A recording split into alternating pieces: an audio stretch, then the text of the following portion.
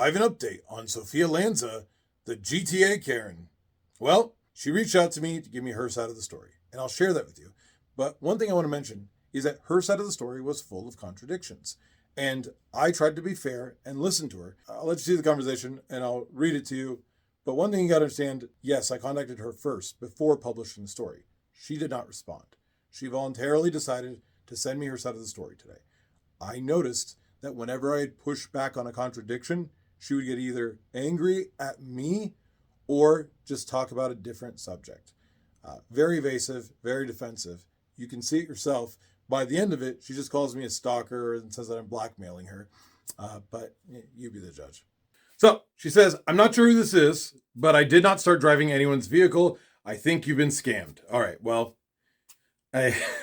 you tried to. I mean, I saw you. You tried to. You couldn't. That's what I said in the video.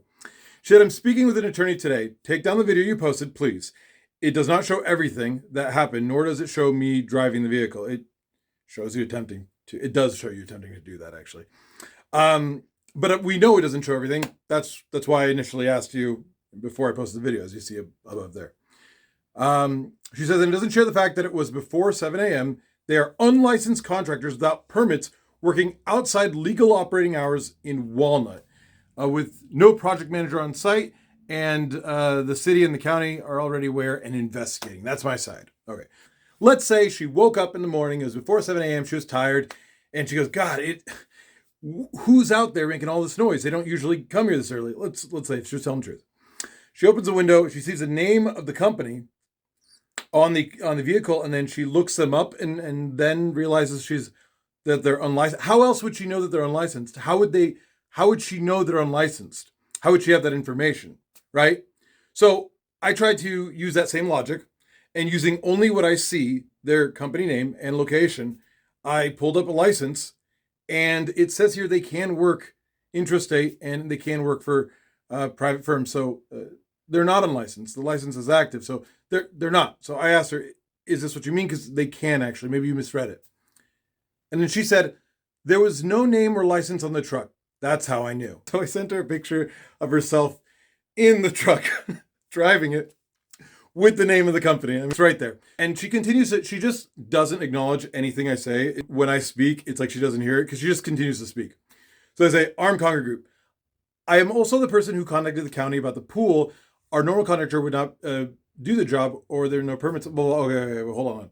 I've worked in apartment communities all my life. It is not residents' job to get involved with the vendors. That's a lease violation. So I said, is this an apartment community you work for? Again, she completely ignores the question. The entire reason those people are here before 7 a.m., which a video data will confirm, was because they're not our normal contractors. It's not your job to do that. She's saying we have the same contractors that handle our communities. These men are not them. I said, do you own or rent the unit? Because I want to know what her investment is in this. Again, a resident cannot be getting involved in vendors. That is a lease violation.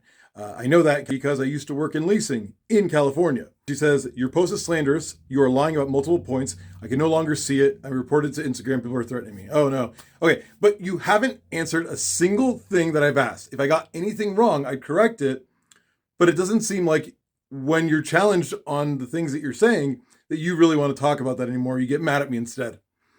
I said, if you could answer a single question, I could do an update. She said, no, what you're doing right now is blackmail. What? And she said, I said, you are dodging every question. You are not giving me anything. She said, you're trying to create content about me. That is a lie. Do you want me to clarify or not? She's like, you're trying to create content. Did you not want me to do that? Like, I thought you were clarifying with me so I get the correct story. You don't want me to? Why are we having this conversation? She said, I'm not giving you anything because what you're doing is illegal. She reached out to me. I reached out to her before I posted the video. Can I get your side of the story? Then she reached out to me after the video. So anyway, she's saying what I'm doing is illegal. I said, okay, but getting in someone's car isn't. I said, you can't hire vendors on behalf of a property unless you work there or are the owner. I've worked in property management all my life. Residents are not authorized to get involved with the vendors. It's in your lease. That's why you were evicted, right? Violation of lease. And she goes, yes, your content is untrue. Wow, she answered something. Well, yes, your content is untrue and your post has led me to receiving threats. I'm going to the police to press charges against you this afternoon, right? Okay. And I said, how would I know it's untrue? Because she doesn't tell me anything. She said I was not evicted. So again, she said my facts are wrong and I want to make sure I get them right. So she says she was not evicted. And I said that she was in my video. So I said, okay, then why did you move out voluntarily? And how did you get them to terminate your lease like immediately without a 30-day? Because that's pretty impressive. I mean, right after the video, she's out. Pretty crazy. Usually there's like a 30-day. And said, I've been trying to get them to terminate my lease for 6 months. Oh, okay. That makes sense. That's how she got out immediately without a 30 days notice. And she says, I have an attorney who is handling blank properties. I went ahead and blanked out the name because I actually used to work for that company. That was one of the companies I worked for when I worked in property management. And I specifically know that you cannot get involved with the vendors. But what's even funnier is that earlier she said that she's the only one who seems to care about the community and the vendors and all, got them to inspect the pool and all that stuff. Okay, then naturally it leads the question, why are you so invested in this property if you're trying to leave anyway? What business do you have here? I'm a busy person who has a lot to do, so I tried to reason with you. Now I'll just go restraining order. Okay. For what purpose? I'm trying to get the correct story. You don't want to talk to me? You don't have to. Says you're trying to force me to talk to you. Okay. Ew. Okay. I'm done. If you wanted to give your side, you had a chance to do that. This is what you chose to do instead. You wanted a chance to give your side. You even said, here's my side. I asked you about it. I pushed back on things that did not make sense where you contradicted yourself. You didn't like that. You wouldn't answer any follow-up questions. You instead got upset at me and are now calling me a stalker. But yet earlier you told me that all of my information was wrong and I had the wrong city, wrong street. I never mentioned a street, by the way.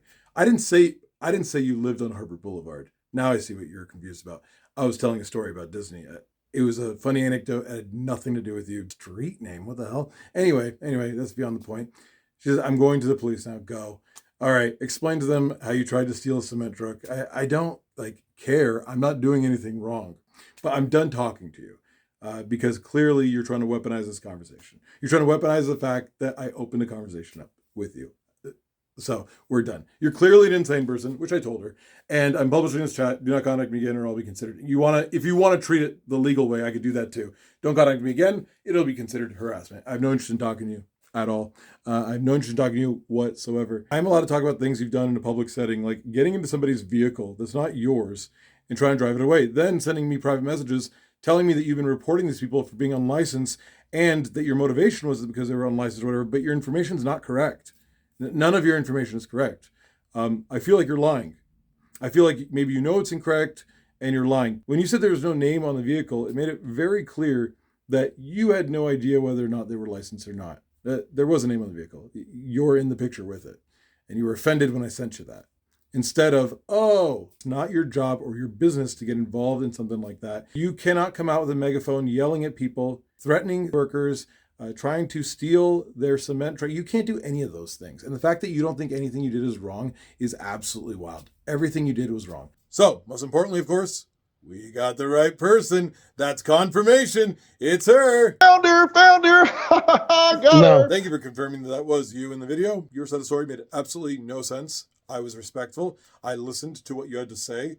I will, of course, always push back on a contradiction. I think you were hoping I would accept your version of events without questioning anything that sounds a little odd or strange. Like, for example, I didn't even get to mention how her pointing out that it was before 7 a.m. is an admission that she was using a bullhorn in an apartment community before 7 a.m. You're right that I do not know for a fact that you were evicted. However, it is my opinion, and I'm allowed to have an opinion. It is my opinion and belief, based on working in property management before, that your lease was terminated because of what we saw in the video. Now, I'm also open to believing that it's because of other things as well, but definitely because of what happened in that video, because residents cannot do that. You should not be getting involved in vendors. The mere fact that you have this much information about the vendors and you're going off about them after being removed from the property, it's quite clear that you are the problem. Because again, it's in your lease. You're not supposed to worry about that. That's not your thing to worry about. If you do not like the vendors they use, you express that to the property management. They do not agree with you or cannot work something out.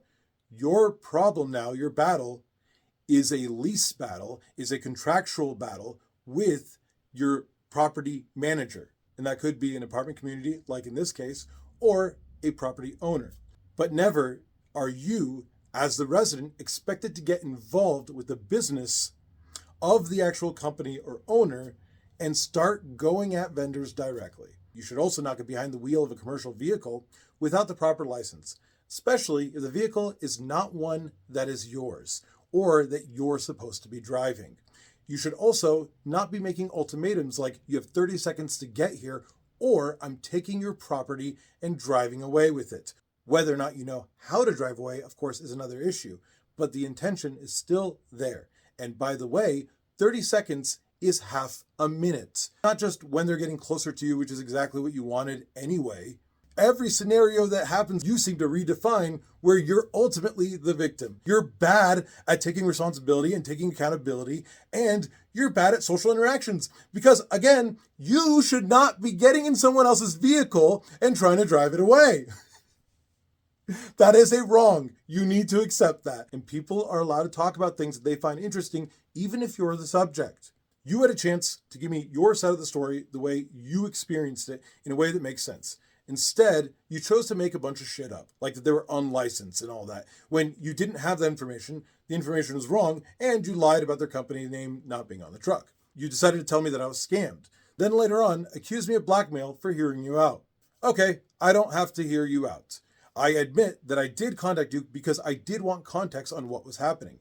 It's clear what the context was, not because of what you told me directly, but because of how easily you contradicted yourself, and now it's a little more clear. See, if I want to drag you, I absolutely can. I didn't need anything from you when I made my first video, and you really gave me nothing for this video. The truth is, the reason you gave me nothing is because you had nothing. I agree with you that nobody should be making threats towards anybody. And if anyone is making threats towards you, I'm strongly against that. And a good example of what a threat looks like is this.